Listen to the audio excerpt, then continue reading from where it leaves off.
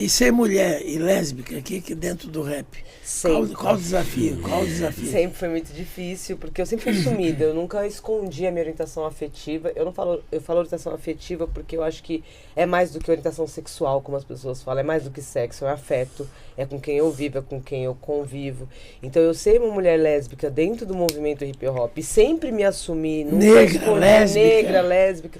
Sempre foi uma coisa que eu sempre trouxe como recorte. Inclusive, eu estava dia 26 agora na abertura do Estéticas da Periferia com esse recorte. No palco eu trazia o hip hop LGBT. Então eu vinha com a bandeira lésbica depois de 15 anos do Estéticas. Luana é pioneira na cena LGBT do dentro rap, do movimento hip hop. hip hop. Ela é totalmente pioneira. É a primeira. Então eu sou uma pessoa que eu sou muito feliz de ser assim e de ter esse lugar. E hoje eu tenho aquilo que você falou, hoje eu tenho a felicidade de ter um respeito dentro do movimento hip hop e poder mostrar para as pessoas que a gente existe também na periferia. Total, você tem hoje Glória Grooves, tem uma cena LGBT forte hoje, muito deve a Luana. A arte. Não, e digo mais, não só a cena LGBT também, quanto também essa parte do ativismo, do feminismo, também. Das mulheres pretas também, a Luana também puxou o bonde.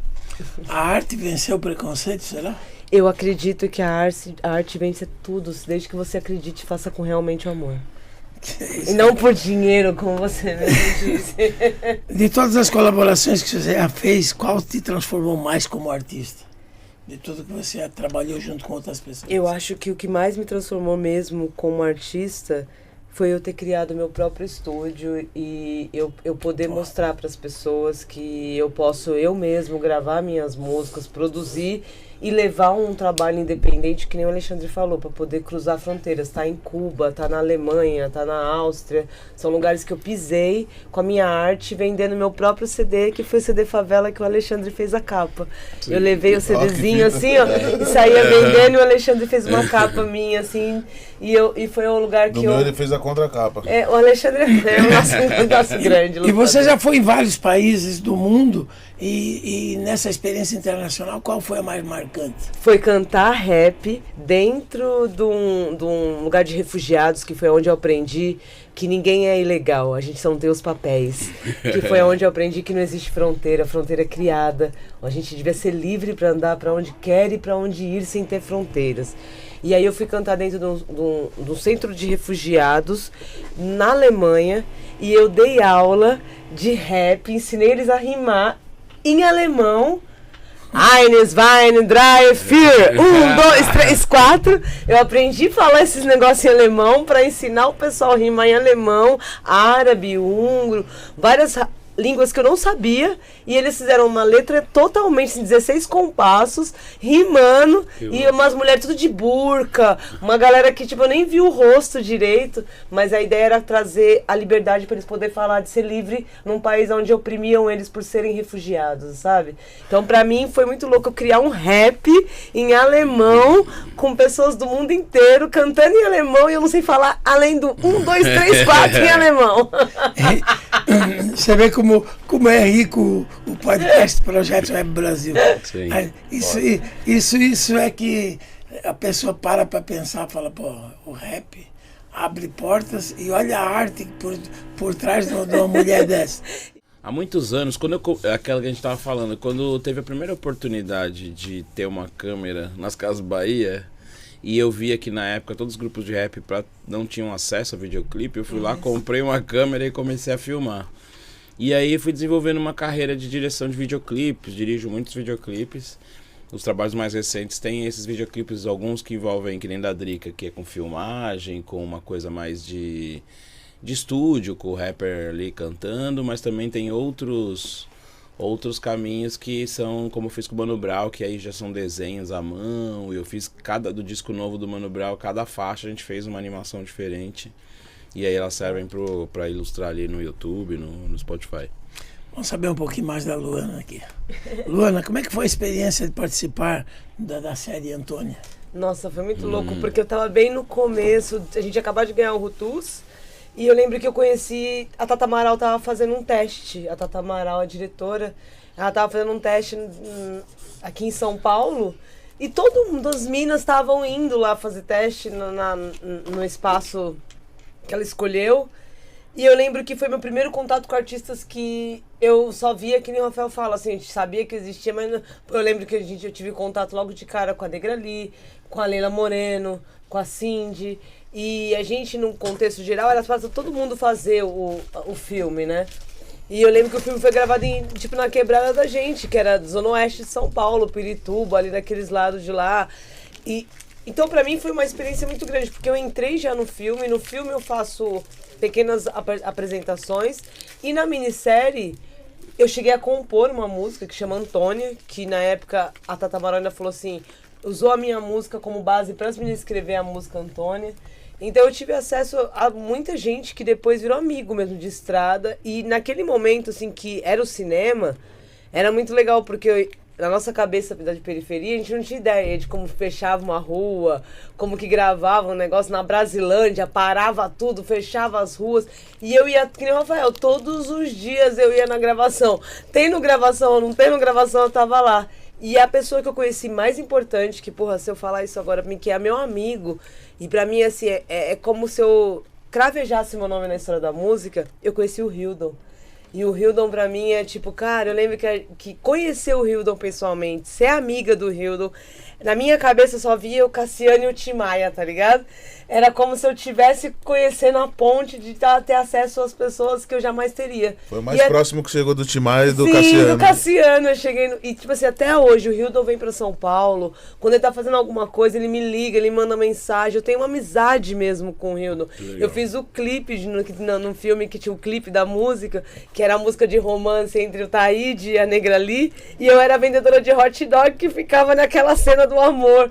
Então eu tive acesso a tanta gente, que o Pena, que foi um construtor de elenco, de figuração, que é um dos caras maiores. Tive acesso à O2. Fui a primeira pessoa a fazer o contato com a minha quebrada com a O2. Então depois eu levei a galera pra fazer clipe, pra fazer um monte de coisa, que foi um contato que eu fiz com a galera da O2. Então, assim, eu tive muita sorte, assim, de estar nesse lugar, de ter feito o filme, de ter feito a minissérie.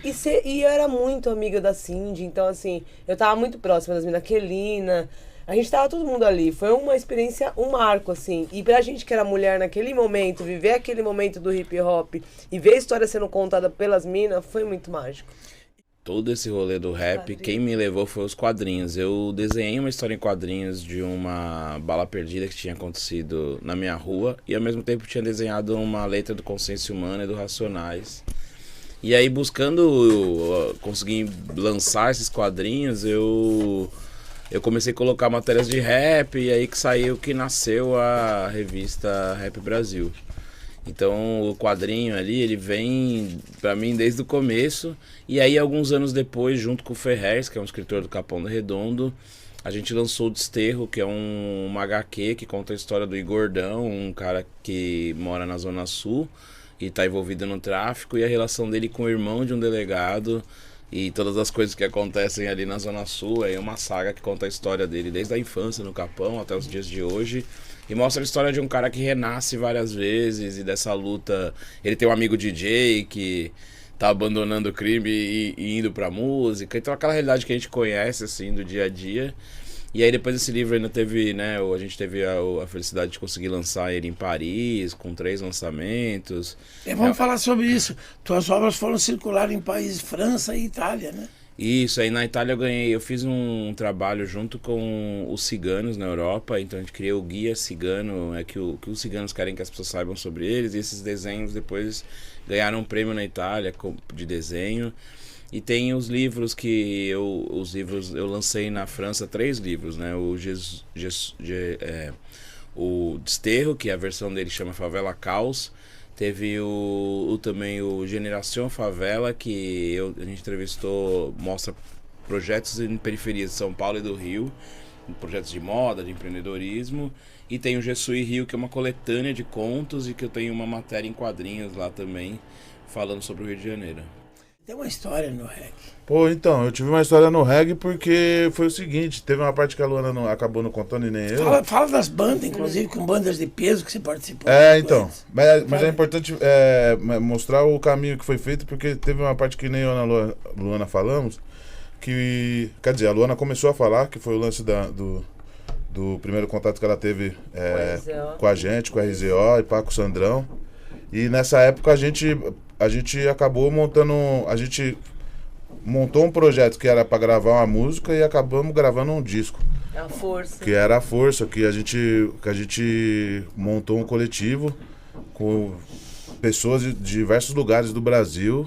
Com a ideia de ser o Wu-Tang Clan do Brasil. Com a ideia de formar um coletivo que remetesse ao Wu-Tang Clan, porque o RZO sempre teve essa influência, né, forte do Wu-Tang Clan, e com a parada do RZO, quando o Elhão e a Negrali foram para um lado, o Sandrão foi pro outro com a gente, e montamos esse coletivo a fim de enaltecer a cultura underground mesmo, do Wu-Tang Clan mesmo, do Onyx, enfim, de vários grupos bate-cabeça que a gente gostava na época. E foi através desse grupo que eu conheci uma pessoa que me apresentou uma banda de reggae da Quebrada, que chamava Expressão Regueira, tá ligado? E que a gente começou a fazer turnê junto com essa banda, tá ligado? Todo show que tinha, Cabral, Caviar, Expresso Brasil, a gente tava lá fazendo a participação especial com eles. A gente fazia turnê com eles e cantava, participava do show, enfim. E foram eles que abriram a porta pra mim conhecer outras bandas e cantar com outras bandas e fazer turnê com outras bandas. Tá ligado? Então, tipo assim, sou muito grato à cultura reggae, não só por ser a mãe da cultura hip hop, claro, tá ligado? Mas também sou... A mãe África. Mas também sou grato por tudo que eu aprendi, todas as pessoas que eu conheci, né? Porque eu fiz participação, show, turnê com uma pá de banda. Circuito Reggae você fez. No Circuito Reggae eu cantamos... Play Center, lembra que nós cantamos no Play Center, mano. Cantamos no Play Center à noite, deu uma treta, morreu gente, o caralho, nesse dia. Foi. Nunca mais teve evento no Play Center. Nunca mais teve. Não, inclusive o Play Center fechou. O Play Center fechou depois dessa fita, né? Só culpa. Tá, mas minha culpa sempre. Só culpa. Então vocês conseguiram fechar o Play Center. Então. Você vê como que era tão bom. Momentos marcantes, qual que marcou mais o teu históricos com Racionais lá? Como é que foi? Qual que mais marcou? Putz, eu acho que, entre vários que tiveram, acho que os dois mais importantes foram na virada cultural em 2012. 2012, será que foi? Aquele grande show. Da Júlio Prestes. Que o Racionais estava brecado de cantar na virada cultural pelo Kassab. Ficou acho que quase 10 anos, né? Sem cantar na virada. E foi a volta. E ficou aquela tensão, né, mano? Puta, será que os moleques vão quebrar tudo que nem quebrou na Sé daquela vez? Aí jogaram ainda nós lá pro perto da Cracolândia, lá na Júlio Prestes lá. E, mano, deu tudo certo. Acho que mais quase 150 mil pessoas na rua, 1h da tarde. Não saiu uma treta, não saiu uma briga, nada. Nem por parte do público, nem por parte da polícia. Puta, foi da hora o bagulho, foi da hora. E eu lembro que a gente ficou muito tenso, mas no final deu tudo certo. E, veio aquele marzão de gente sob uma tensão, assim, que a qualquer momento podia acontecer alguma coisa. Foi um bagulho que marcou bastante. Outro momento foi o VMB. Aí foi em 2012, agora eu tenho certeza que foi em 2012. Que foi o último VMB que teve, né? Que era um prêmio super importante que tinha na música, né? Premiação da MTV. E que o Racionais concorreu como clipe do ano com Marighella, né? 1000 Faces de um Homem Leal. E acabou sendo campeão e tal. E a gente lá pôde ver o quanto o rap tá vivo, sempre teve, mas tava ativo, né, na época, assim, né? A força, né? A força do rap, porque foi através de votação, né, que o Racionais ganhou o troféu da noite, né? Então, entre 1000 artistas que tinham lá na noite, trombei Gal Costa, trombei Milton Nascimento, uma pá de gente que eu só via, tipo, sei lá. Só ouvia falar. Trombei tudo esses pessoal lá, tipo, alguns estavam concorrendo, outros só estavam lá pra prestigiar mesmo. Porque era a última premiação que ia ter, né? Não ia ter mais. E o Racionais fez 40 minutos de show, ao vivo, foi foda. Foi assim, acho que dentre todos, assim, que momentos que...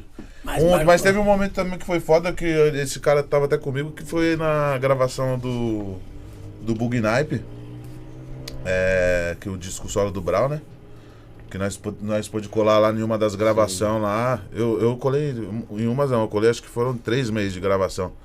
Mas teve uma das oportunidades que o Alexandre colou lá com nós lá. Que, porra, foi foda, né? Ver as músicas. Acompanhar o processo criativo do Brau, do Lino Cris, é muito, muito legal mesmo. Esse trabalho meu de jornalismo eu fiz muito inspirado no rap, porque era o lance do rap, né, de ter a narrativa com protesto, e aí eu tentei levar isso pro jornalismo. Então todo o jornalismo que eu faço tem a ver com uma causa, tem a ver com um problema social, então tentei levar tudo que eu aprendi ali no hip hop pro trabalho de jornalista, sabe? A gente sabe tudo isso, sabe hoje, você está falando da parte de criança, né, do adolescente, mas esse problema nós temos com o indígena, que é... Sim. E o pior não é isso, o pior são os números maquiados, cara. Também. A gente não sabe mais nada, em confiar em mais ninguém, e depois, sabe, a gente não sabe de nada. Então, inclusive nesse tema, um dos veículos que eu recomendo todo mundo a seguir é a Agência Pública de Jornalismo Investigativo, feito pela Natália. Olha aí, preste atenção. Né, são lugares que você pode confiar na informação que está lá, você vai ler a matéria, ela vai ser aprofundada, ela vai ter fontes, vai ter... se tem um depoimento, você sabe de onde veio, se tem as informações. Existem veículos sérios trabalhando, mas aí você precisa sair dos grandes veículos e conseguir acessar esses veículos, são gratuitos, mas a agência pública fica aí. Toda vez que você vê alguma coisa aí que você tiver na dúvida, entre na agência pública, ali vão ter as matérias dos veículos mais sérios do Brasil. Mas na minha opinião, essa é só minha, mas fica um alerta. Esses veículos que o Maio agora divulgou e falou, não podem ficar muito grandes, porque senão eles serão proibidos. Justamente. E as pessoas também não entendem que a Lei Maria da Penha não é uma lei da mulher, é uma lei sobre violência doméstica. Então existem muitos caras que às vezes falam, mas tem homem que apanha de mulher. Existe sim, gente, existe violência de mulheres com mulheres, existe violência de homens com homens. Não é isso, é a lei contra a violência doméstica. Então, se você sofre um tipo de violência, seja você homem, mulher, uma pessoa trans, o que for, gente, você tem o direito a recorrer à lei contra a violência doméstica. Mas a gente fala de mulher porque os dados, infelizmente, mostram que quem mais apanha no nosso país ainda são as mulheres. Falou com propriedade, porque o que acontece? É o que ela quis definir, como eu entendi, e todo mundo vai entender aí. A violência ela existe em todos os setores. Exatamente. Mas, culturalmente, é contra a mulher. É contra a mulher. Por quê? Porque se acham proprietários. Né? Isso, exatamente. É isso aí. Você que não concorda comigo que estou ganhando dinheiro. Lógico. Sim, não. O primeiro samba, né, o Pelo Telefone, é uma crítica à polícia, né? A luta da polícia lá pelo cassino e como era uma mentira tudo aquilo, né? E você vê, em 1900 apanhando porque tava com pandeiro na mão, e agora em 2025 um pessoal sendo preso porque escreveu uma letra de rap. Poucas coisas mudam. 2 momentos que eu lembro assim, que minha memória, né, não é das melhores, mas tem 2 momentos assim que eu lembro assim que marcaram o início assim do contato com o hip hop, que foi quando do lado da casa da minha avó moravam uns primos meus que eles tinham equipe de baile, eles faziam umas festas ali em Pirituba, Osasco. Como é que era o nome da equipe, você não lembra? Putz, eu não lembro. Tu manda aí.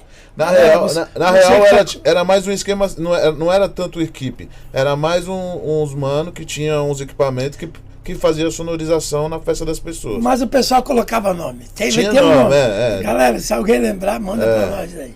Aí eu vivia na casa da minha avó e automaticamente vivia na casa desses meus primos. Então, ficava lá conhecendo o mixer, toca-disco, caixa de som. E esses primos aí, eles eram meio...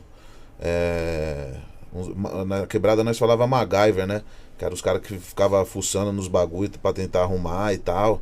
E eu tinha contato com algumas peça de manutenção de sonorização, de tal, de caixa, ou de solda, essas fitas, através desses meus primos, e conheci também bastante música e também, principalmente o rap, através deles.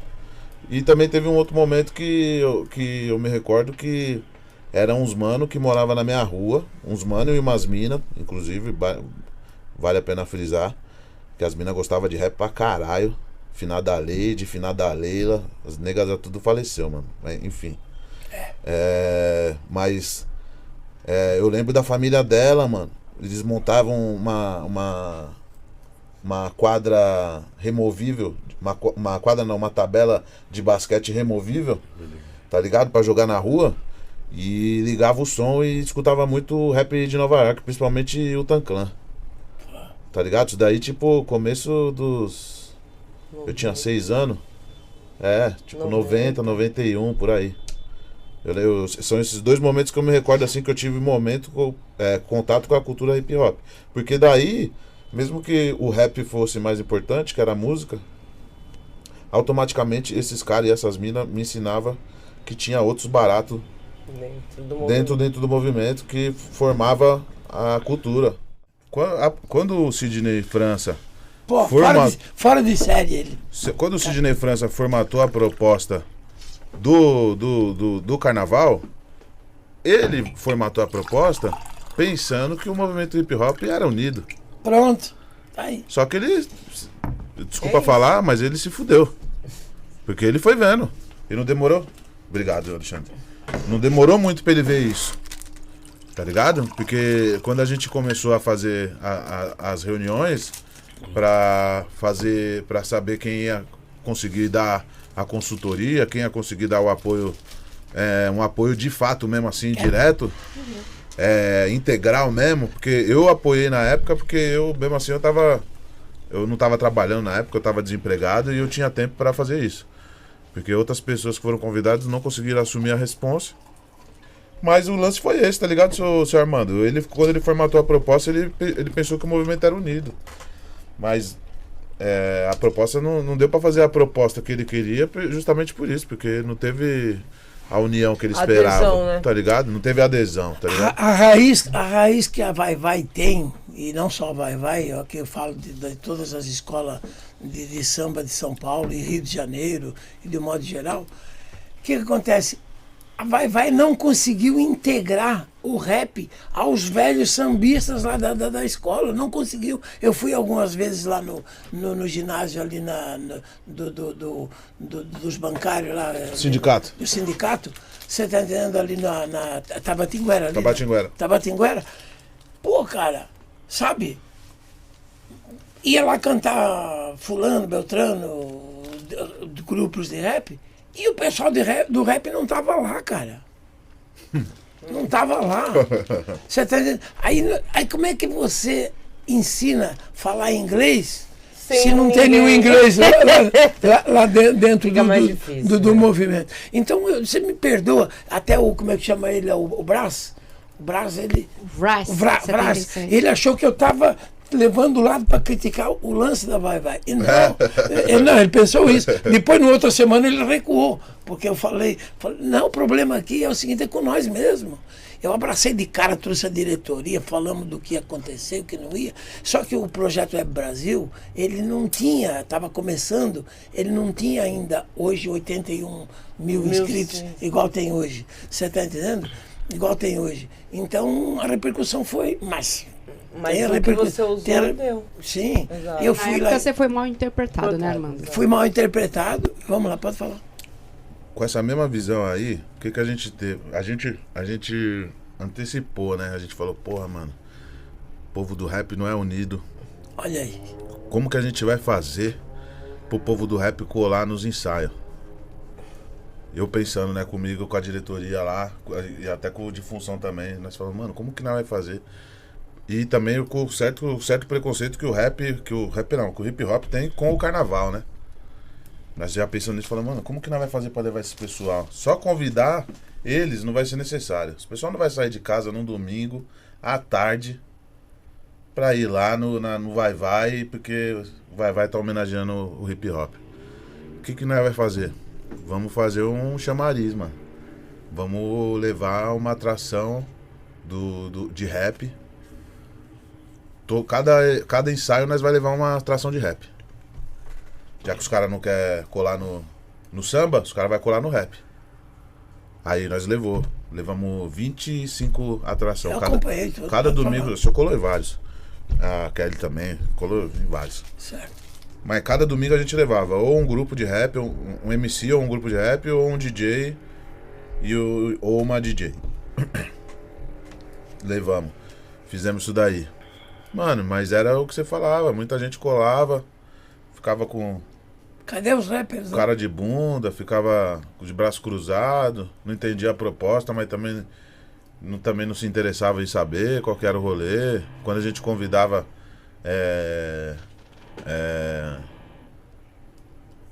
putz, não é. Levava a sério. Não, às vezes levava a sério até demais, porque achava que a gente tava tomando vantagem sobre um momento, tá ligado? Aí queria cobrar valores que a gente. Não tinha. Não tinha. E também não tinha como correr atrás, tá ligado? Não era essa a proposta. Não era essa a proposta. Exatamente. Porque todos os grupos que eu convidei lá, o senhor pode perguntar, senhor Armando, pras 25 atrações que nós levou lá e pras mais 11 atrações que nós levou no Vale do Anhangabaú também, que foi na mesma proposta. Vamos dar uma contraproposta pro Vai Vai pela homenagem que tá sendo feita pra nossa cultura, mano. Quer chegar com nós? Vamos unir. Vamos unir. Tanto que ali, eu não sei nem se os pessoal sabem, mas se não sabe vai saber agora. Porque nenhuma dessas 25 atrações e nenhuma dessas 11 atrações da Agabaú ganharam R$1, mano. Nem o Racionais, mano. Nem o Racionais ganhou, que na época o show do Racionais tava 300 mil. Nem o Racionais cobrou. Cobrou não. Eles deram a data de coração pra ser uma contraproposta à homenagem que o Vai Vai tava fazendo pra cultura hip hop. Tá ligado? Então, tipo assim, o pessoal não entendeu a proposta, no final das contas, o pessoal não entendeu a proposta do carnaval. Tipo assim, mano, vamos nos unir com uma pessoa que está reconhecendo a nossa cultura, que está homenageando a nossa cultura.